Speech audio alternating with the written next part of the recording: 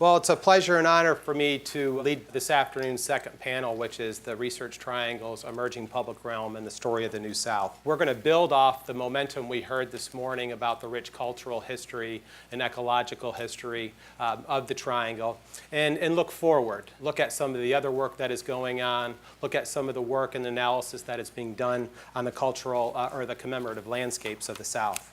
I'm going to start by not hitting the Triangle right away, but actually going a little bit in two different cities, very briefly, Birmingham and Atlanta.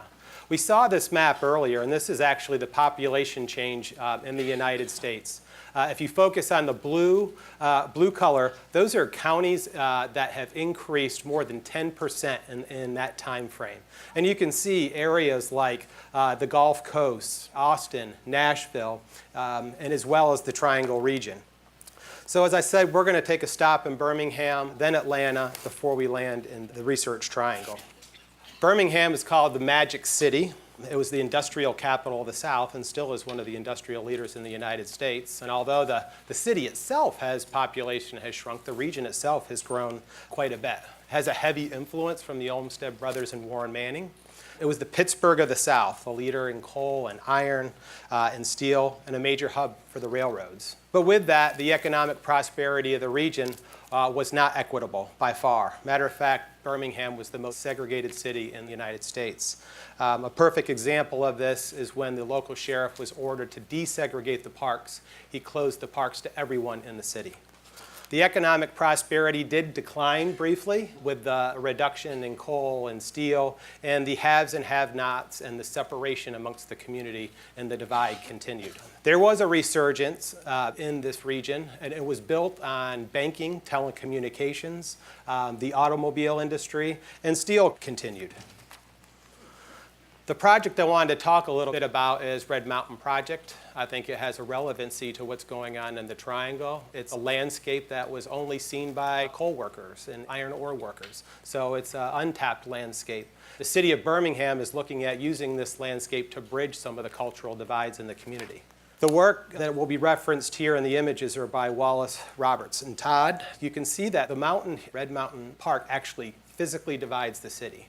It not only physically divides it, it metaphorically does. On one side of the city, you have the historically African-American neighborhoods of the miners, and on the other side, you have the prosperity of the Birmingham city. The master plan that was contemplated by WRT, it's 1,200 acres, it has plazas, gateways, dozens of miles of trails.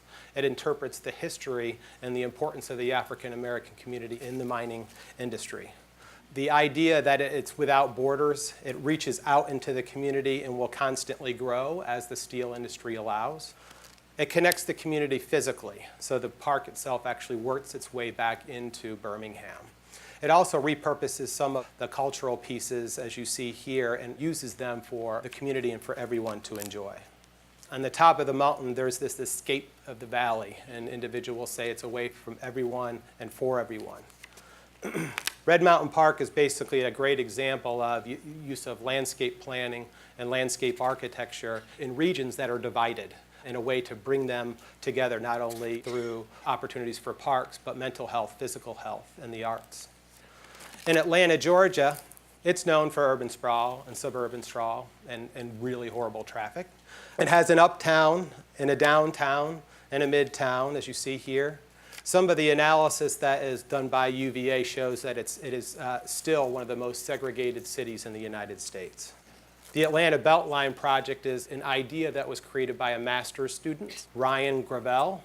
His master's thesis contemplated connecting the city using transportation-oriented development, growing the city greener, connecting neighborhoods by 45 neighborhoods by 20 miles of light rail, multi-use paths, and it's had great success. But as you'll hear as I end this segment, it's also not meeting some of its goals and expectations. I bring this case study for the reason that we've heard a lot about our greenway system today, so what can the Triangle learn from the Atlanta BeltLine project? It's had great success in multimodal design and the incorporation of that into the project, and even more success bringing out the creative side of Atlanta. Performance arts, culinary arts, public art. They have an excellent project in the 4th Ward District of Atlanta along the Atlanta BeltLine, in which they captured all of the stormwater runoff and created a vibrant public space for everyone to enjoy. They have an outreach program, a volunteer program, an educational program, and a strong belief in public participation. But with that comes the challenges. So in Atlanta, a growing city, you institute similar project, we'll say, of the High Line, but now we have displacement. The BeltLine project actually committed to 5,600 affordable homes as a part of the project, and they're falling way short of it.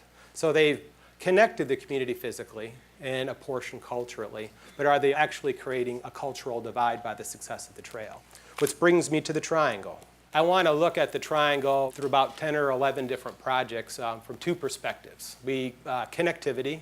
We've heard a lot about the greenway system and the ecological importance, and I would debate everyone that the most important thing is that we're connecting people socially on the trail. We're talking to our neighbors. We're not going out the back door anymore. As well as the unique urbanism of the triangle. We're growing like 70 people a day. So I've heard people say we birth a class of kindergartners every day. We heard Kofi Boone this morning talk about the important cultural influences. And we heard earlier about our institutions, academic and cultural institutions.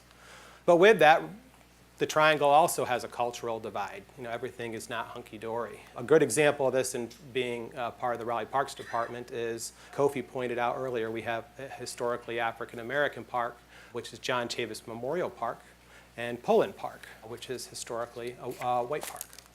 This continues today. Obviously, some of the similar content of Kofi is that in Durham, you can see the segregation of communities by ethnicity, and it continues to urbanize. Additionally, affordability and equity and affordability and poverty rates. So this is very relevant in new data. This is the one in your lower right-hand corner is from 2017.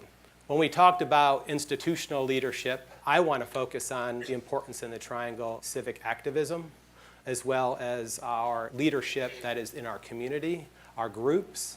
An example I can relate to and as a part of my job, since 2003, the Raleigh Parks Department has had voter referendums for bonds, over $200 million, and they've been approved by 69%. Our former mayor once told me, if I got the same approval ratings as a Raleigh Parks bond, I'd make a run for Queen of England. We've had great civic leadership. You heard from the mayor of Raleigh today, who is pro-public space, pro-preservation of cultural landscapes, and making sure people have access to the outdoors. I challenged a similar individual in Durham, Mayor Bill Bell. In 1971, he was 31 years old, and he ran for county commissioner, and he won. And he spent a couple of decades as a county commissioner. But he wasn't done there. He's like, well, now I want to be mayor. So he ran for mayor in 2001 and was mayor of Durham for 16 years. He helped lead a lot of the growth and the vibrancy of Durham, the renaissance with the Innovation District, the support of Duke University, and the support of the American Tobacco District. Picture down in the left-hand corner should look familiar to you. A few months ago, we had the kickoff for the Dix Park meeting here. We thought, holds 400 people will be good. And then before we got started, we had 150 people upstairs and 400 in the auditorium. So public participation thrives in the triangle. It's an important part of establishing and protecting our landscapes and our parks. In the right-hand corner, and as those of you from the triangle know, if there's a zoning case in Chapel Hill, the seats will be filled with butts. Chapel Hill is a very active community. And what we focused on a lot is how can we bring our teens and our youth. If we are going to look to the future and have landscapes that are protected and stewarded and take the next generation of leaders, we need to be in our community. We need to be working with our teens as well as our kids. They come up with better ideas, probably than most people in this room. We need to be in the neighborhoods, give on-site tours.